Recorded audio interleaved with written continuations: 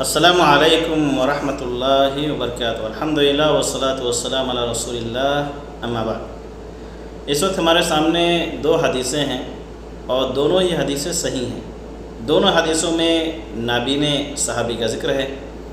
ایک صحابی رسول حضرت عبداللہ ابن ام مکتوم رضی اللہ تعالیٰ عنہ، جن کی حدیث صحیح مسلم کے اندر ہے، وہ رسول اللہ صلی اللہ علیہ وسلم کے پاس آتے ہیں اور اپنا عذر پیش کرتے ہیں۔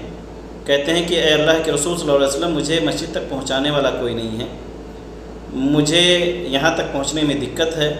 سنن نبی داؤد کی اگر روایت کو لیں تو وہ کہتے ہیں کہ راستے میں سانپ اور بچھو وغیرہ کا بھی ڈر ہے، درندوں سے بھی مجھے خوف ہے، تو کیا میں اپنے گھر میں ہی نماز پڑھ لوں؟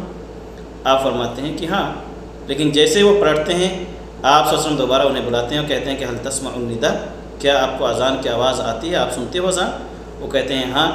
آپ سب فرماتے ہیں فاجب، تو آپ کو مسجد میں ہی آ کر کے نماز پڑھنی ہے۔ دوسری حدیث سے حضرت عتبان ابن مالک رضی اللہ تعالیٰ عنہ کی، وہ بدری صحابی ہیں، یہ قبیلے بنو سالم کی مسجد کے امام تھے، اپنی قوم کی امامت کیا کرتے تھے، لیکن اتفاق سے بارش کا موسم آیا، درمیان میں وادی تھی، وہاں پر سیلاب تھا۔ آپ صلی اللہ علیہ وسلم کے پاس وہ آتے ہیں اور کہتے ہیں کہ اللہ کے رسول صلی اللہ علیہ وسلم ایسی کیفیت ہے، تو کیا آپ میرے گھر میں آ کر کے نماز پڑھ دیں گے تاکہ میں اس جگہ کو مصلی بنا لوں، میں وہاں پر نماز پڑھوں اور میرے ساتھ لوگ نماز پڑھیں۔ آپ صلی اللہ علیہ وسلم انہیں رخصت دیتے ہیں، بلکہ آپ جاتے ہیں ان کے گھر اور مصلی بنا دیتے ہیں نماز پڑھ کر کے۔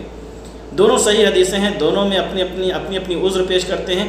ایک جگہ نبی کے وسلم کہتے ہیں حضرت عبداللہ ابن مکتوم کو کہ آپ کو آنا ہی آنا ہے، تو وجہ کیا ہے؟ دونوں حدیثیں باہم جو ہے ایسا لگتا ہے کہ دونوں میں تعارض ہے، تو اس کا جواب کیا ہے؟